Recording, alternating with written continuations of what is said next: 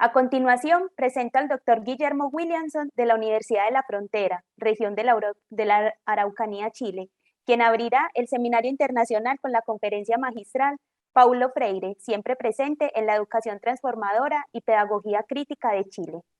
Por favor, doctor Guillermo Williamson, bienvenido. Ahí el doctor, ¿saben? Sí, está, ya. Muchas gracias, Milena. Muchas gracias a todos ustedes por estar acompañándonos. Buenos días a todos, a todas en todos los territorios que nos están viendo a través de YouTube o de los canales. Un abrazo bien grande acá desde el sur desde el sur de Chile, con mucho gusto, con mucho agrado de poder acompañarlos. Y agradecerles que nos escuchen, que nos vean. Un detalle importante, pero que no se aburre. Quiero partir saludando al equipo del Centro de Estudios Latinoamericanos de Educación Inclusiva, al CELEI, y del Centro de Investigación en Educación para la Justicia Social, CIEJUS. Quiero decir que una hermosa confluencia en estos dos centros de principios y de valores sociales, educativos y democráticos, como son los de la inclusión y de la justicia social, la justicia educacional, en un evento de esta envergadura y de este contenido, celebrando a Paulo Freire.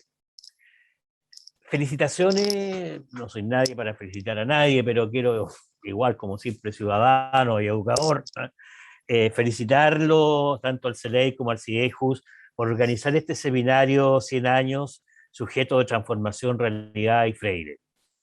Pienso que en estos tiempos complejos, y llenos de encuentros y desencuentros telemáticos, de distanciamientos físicos y también de proximidades distanciadas, como estamos ahora. Es muy positivo y transformador ofrecernos posibilidades de aprendizaje, de decir nuestras palabras, de debate entre aquellos y aquellas que hemos mantenido el espíritu de la lucha pedagógica por un mundo mejor, que supere la crisis neoliberal, ambiental y política, con más y mejor democracia, más participación, sociedad, libertad y movilización social no violenta.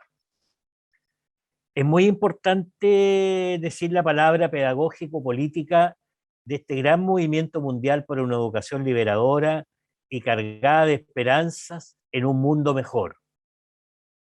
La palabra emergente es de la práctica educativa transformadora. Un tiempo de reflexionar en tiempos de una sociedad neoliberal como la chilena, desde donde estamos pensando, estamos reflexionando, por lo menos en mi caso. Una sociedad donde el dinero es el que ha ocupado el lugar de la libertad, de la participación, de la sociabilidad amorosa. Creo que en estos eventos, en estos encuentros y particularmente en este, recuperamos el carácter pedagógico de la movilización social democrática no violenta, profundamente pedagógica, dialógica, comprometida, activa, amorosa, tremendamente freiriana. Yo más que referirme a frases o textos, ideas de Freire, lo voy a ir incorporando en el discurso. Estos espacios de encuentro que hoy día nos convoca el pensamiento de Paulo Freire, nos convoca a conversar, tienen también otras consecuencias a mi juicio relevantes. Generan opciones de aprendizaje para educadores y educadoras jóvenes en un campo de la pedagogía transformadora y en el campo en que ellos se estén desempeñando vayan a desempeñarse posteriormente en educación. Pero también fortalece una subjetividad colectiva de comunidad de educadores y educadoras comprometidos con los cambios en la sociedad, los territorios y la educación. Freire proyectó las expresiones prácticas de su pensamiento en la tarea formativa en las organizaciones sociales de base. Por tanto, no en un acto individual, como recién decía, parece que Luis, sino cooperativo, dialógico o dona, sino que cooperativo, dialógico de cambio. La tarea formativa adquiere formatos distintos en los continentes, en los países, en los territorios, en las zonas urbanas, en las poblaciones, en las fábricas, en las universidades. Y estas formas se han llamado de distintas maneras en la historia de educación desde los años 60 hasta hoy día con el pensamiento a partir del pensamiento de Freire. Círculos culturales, talleres culturales, comunidades de aprendizaje, talleres de diálogo, comunidades eclesiales de base, en fin, que se fueron manifestando de distintas maneras en los territorios, como escuelas, iglesias, juntas vecinales, agrupaciones autoconvocadas, organizaciones barriales, LOF indígenas, ayús, comunidades rurales. No hay pedagogía crítica, no hay educación popular si no consideramos la educación como eminentemente una tarea social, organizada. Si la educación es eminentemente y fundamentalmente social y política para Freire, ello se realiza como organización desde las bases hacia las estructuras superiores. Hay una concepción de construcción democrática detrás del pensamiento de Freire, que son capaces no solo de movilizar sujetos sociales, sino que también, y aquí viene el carácter político propiamente de su pensamiento, de construir condiciones culturales e institucionales que la faciliten y la permitan. No basta, dice, no basta con que nos movilicemos, siguiendo las lógicas del pensamiento freiriano, con que nos movilicemos. Necesitamos movilizarnos para modificar y transformar las condiciones en las cuales vivimos. Ese es el acto político. Por ello, el tema fundamental y el aporte de Freire, por ejemplo, para decir que no es una cuestión solamente abstracta, solamente idea, el aporte de Paulo Freire a las comunidades eclesiales de base brasileña y latinoamericanas, que en los años 70, 80 tuvieron un impacto muy fuerte, al Partido de los Trabajadores en Brasil, a otros partidos latinoamericanos y organizaciones y movimientos sociales latinoamericanos, movimientos indígenas, a la educación pública en muchos países, particularmente en el campo de la educación de jóvenes y adultos y en el caso brasileño en el sistema educativo.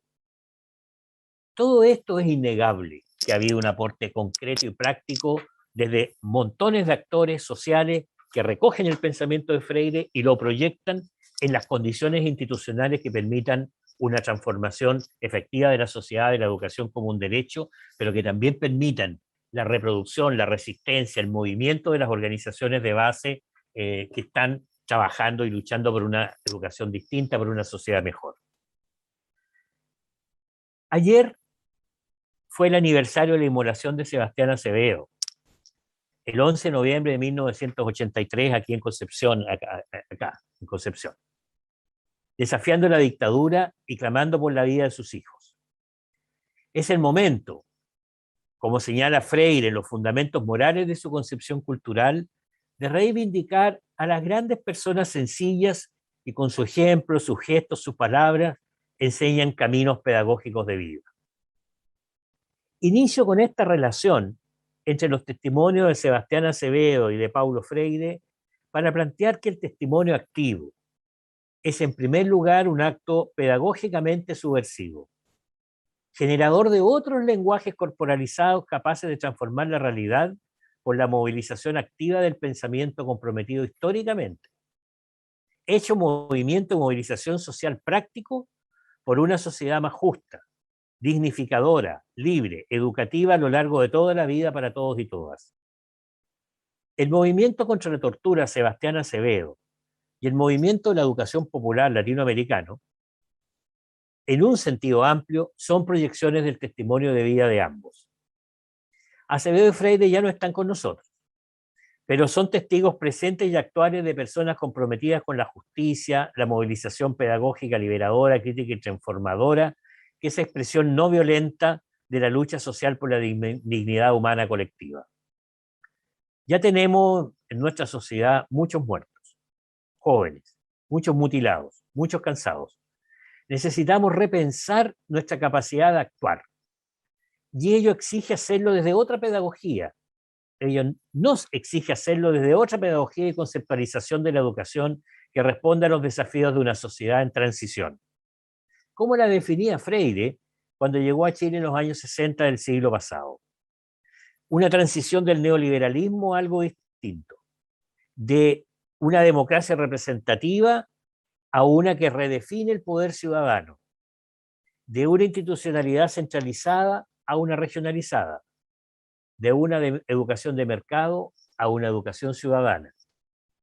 Pensar a Paulo Freire hoy día y en esta celebración de los 100 años de su nacimiento no es hacerlo en abstracto, en principios y categorías genéricas, sino en el momento, en el caso nuestro, en que estamos viviendo en Chile. Necesitamos hacerlo aquí también, como en cada territorio, en cada país, en cada localidad, ¿no? Hacerlo históricamente. Este momento de transición, este chagún virtual que estamos viviendo ahora, este espacio académico de pensamiento colectivo se realiza en un tiempo más que postmoderno, sino un tiempo muy objetivo y muy material, con sentidos colectivos subjetivos respecto a los tiempos actuales, pero muy concreto. Un tiempo post-pandemia, que esperamos que la pandemia no sea permanente, ojalá, parece que va siendo.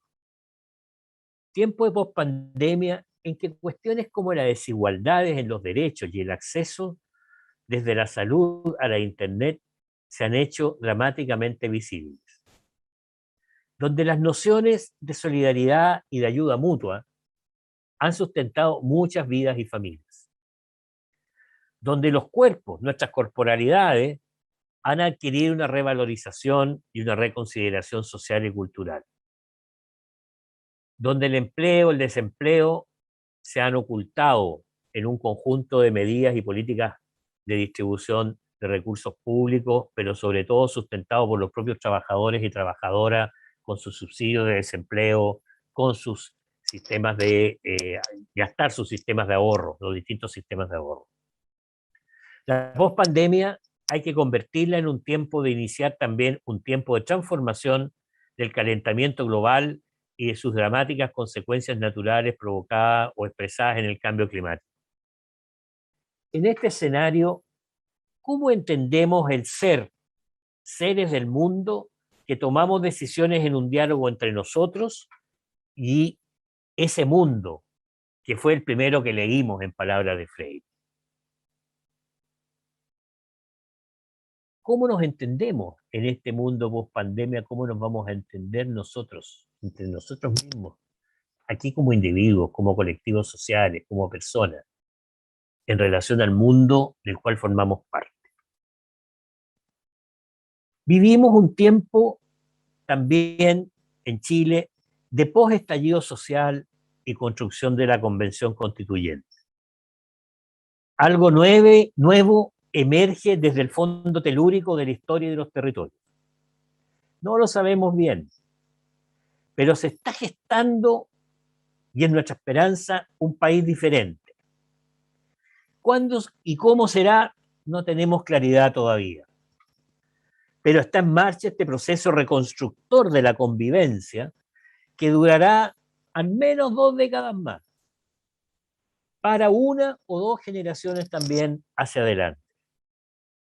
En este escenario, ¿cómo se superará, en términos gruesos, la relación autoritaria y violenta del poder y de los derechos, indigna e indignante, entre opresores y oprimidos, que construya efectivamente una sociedad renovada? Vivimos tiempos de post-educación virtual. Los modos tradicionales y centenarios de enseñar y de aprender se han visto transformados dramáticamente. La pedagogía ya no va a ser igual que hace 2 años. Lo que se esperaba para unas cuantas décadas más se adelantó sin planificación y hubo que enfrentar desafíos pedagógicos, sociales, curriculares, didácticos, de modos impensados. Y pienso que el sistema educacional aguantó. Los y las profesoras y profesores, las educadoras de párvulos y especiales, los profesores de educación de jóvenes y adultos, los profesionales asistentes de la educación, se convirtieron en una primera línea de afirmación del derecho a la educación y del cuidado y de la protección de millones de niños, de niñas, de jóvenes y adultos, como les fue posible. ¿Cómo les fue posible? Con los recursos que tenían. Quiero aprovechar esta oportunidad para rendir mi homenaje a todos estos profesores y profesoras latinoamericanos, a estas educadoras de párvulo, de preescolar y formación inicial en América Latina y en el mundo, que se la jugaron dentro de lo que podían, de las maneras más insólitas, a lo mejor de maneras que nunca lo habían pensado, y que hicieron todo lo posible por ejercer el derecho a la educación de millones de niños y niñas, de jóvenes y adultos en América Latina. Y eso es profundamente freudiano, compañeros y compañeras. La educación supone el compromiso a concho, el compromiso de fondo y profundo con las personas concretas, con las comunidades y los territorios concretos. Supone creatividad, supone libertad de pensamiento, supone flexibilidad para encontrar soluciones a los problemas, supone ayuda mutua. Y eso es lo que hemos vivido en este tiempo post-educación virtual, post-pandemia, en todo el continente. Creo que en este sentido es poco. Así como le rendimos un homenaje a todos los trabajadores y trabajadoras de la salud en nuestro continente, creo que también es justo, y lo hago con profundo cariño, afecto, amor, el reconocimiento a estos grandes educadores sencillos, de los campos, las montañas, los bordes mar, en las ciudades, las poblaciones, las villas miserias, los villorrios, que se la jugaron. Por lo tanto, en este contexto, hay que preguntarnos cómo entenderemos la pedagogía ahora desde esta perspectiva crítica, activa y transformadora, en estos contextos. Y nos coloca, el hablar un post significa que tengo que ir hacia dónde voy.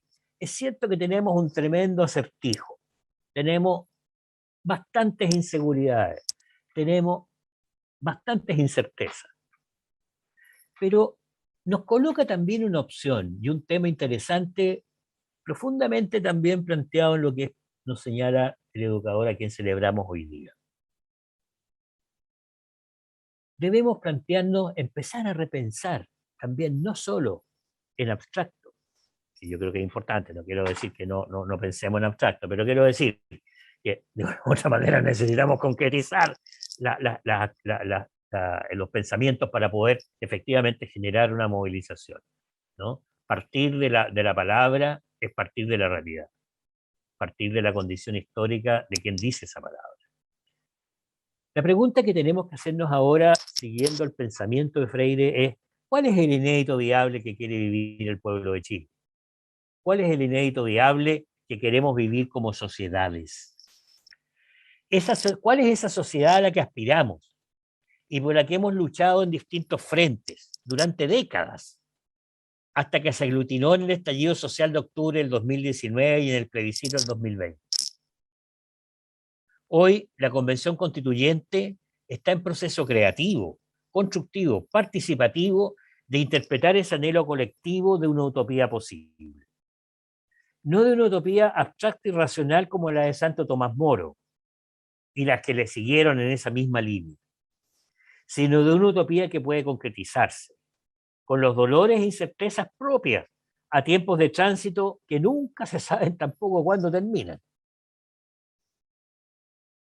Aquí yo quiero reafirmar también el que tenemos una tarea de reconocimiento a lo que es la Convención Constitucional.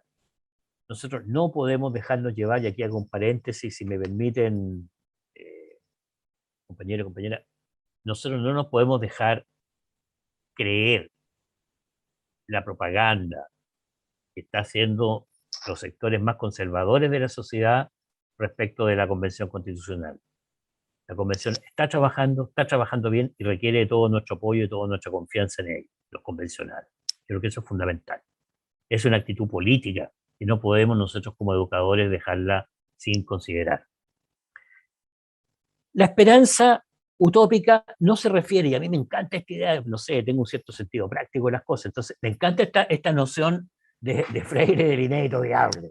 ¿Ah? No solo me gusta el socialismo utópico, me encanta leer las utopías, me encantan las comunidades estructuradas de una manera ideal, pero también me gusta mucho que las podamos concretizar, las podamos llevar a cabo. Por eso que la esperanza utópica no se refiere a un futuro que se aleja para que podamos caminar, como es la poesía que hemos visto en miles de afiches en América Latina. Es un presente existencial en los territorios y las comunidades, especialmente de los y las más pobres, de los excluidos, de los oprimidos de cada época, que no son todos iguales. Es innegable la convergencia de ideas de Paul, y aquí quiero hacer un toque particularmente conceptual, digámoslo, práctico. Es innegable la convergencia de ideas de Freire y de la Conferencia Episcopal Latinoamericana de Medellín en 1968 en las primeras etapas del pensamiento del educador. Aquí quiero hacer una pequeña reflexión. Freire propone una noción de concientización que está sustentada en la dialéctica de la denuncia de la injusticia y del anuncio de la buena vida, diríamos allá. Acá en la región diríamos desde el punto de vista del conocimiento mapuche, del Quimé Muñer. De una buena, o en el caso, no sé, vamos a poner brasileño, ¿no es cierto?, de la tierra sin males, o de las utopías que pueda tener cualquier utopía cosmogónica que pueda tener cualquier cultura. Freire propone la noción de concientización sustentada en la dialéctica de la denuncia de la injusticia y el anuncio de la buena vida, que lleva al desarrollo de una capacidad crítica capaz de movilizar el quehacer transformador, que es la praxis. Sin embargo, algunos años después de que la obra saca su libro, Concientización, hace una cierta autocrítica, están los textos en Buenos Aires, en debates en Buenos Aires, a esta concepción por considerarla idealista, abstracta, no lo suficientemente histórica y subjetiva. Yo no lo creo así. Creo que fue un exceso de autocrítica. Pienso que justamente la concientización es uno de los conceptos más encarnados, más corporalizados en los propósitos y fundamentos de la educación liberadora, de la educación popular, de la educación de jóvenes y adultos latinoamericana. Del pensamiento anticolonial, derivado del pensamiento de Fanon. Pero bueno, quizá ayude, y por esto el tema de la conferencia episcopal y el contexto histórico en que piensa Freire, en América Latina, Freire empieza a elaborar su pensamiento en los primeros momentos, quizás ayuda a justificar esta dialéctica o tensión o contradicción subjetiva entre anuncio y denuncia si integramos entre ellas la idea de signo de los tiempos o señales de nuestros tiempos. Estas señales o signos son las expresiones en el presente, en el hoy, en el aquí, de modo de convivencia y de vida que esperamos para mañana. Es la utopía presente entre nosotros, en los pobres, los excluidos, los sencillos, los que dan testimonio individual, los que demuestran compromisos de ayuda mutua, resolución pacífica de conflicto, respeto por todas las formas de vida, de la naturaleza, empatía activa con el dolor ajeno, alegría con el canto al vecino. Para sustentar la utopía como esperanza posible, debemos ser capaces, más que de construir imágenes imaginadas, de reconocer en el presente sus manifestaciones históricas. Ello es lo que debe afirmar nuestras praxis transformadoras y liberadoras en el trabajo, movilización, organización. Creo, y perdonen lo contingente, que pienso que estamos en este momento en Chile en una transición hacia una utopía como un inédito viable. Afirmada en esa memoria transmitida y en esa vida que vale la pena de ser vivida, en muchas experiencias sociales, culturales, cotidianas, productivas, pedagógicas, económicas, que desarrollan buenas personas, organizaciones de base, formas de ayuda mutua, militantes de colectivos sociales y culturales y de partidos políticos, dirigentes de organizaciones de base, que hoy son presentes y son reconocibles, que son testigos del mañana esperado ya en este tiempo. Hoy una pedagogía de la esperanza se levanta sobre la profunda confianza en que las luchas sociales de décadas se podrán expresar históricamente en una nueva forma institucional y subjetiva colectiva de convivencia. Y que ello depende de cada uno y de cada una de nosotros, y también de aquellas organizaciones a las cuales pertenecemos. Nos hemos preguntado mil veces, y ya se decía al inicio de este encuentro, ¿Paulo Freire es un intelectual de los años 60 y 70 que ya no tiene vigencia? Nada más equivocado.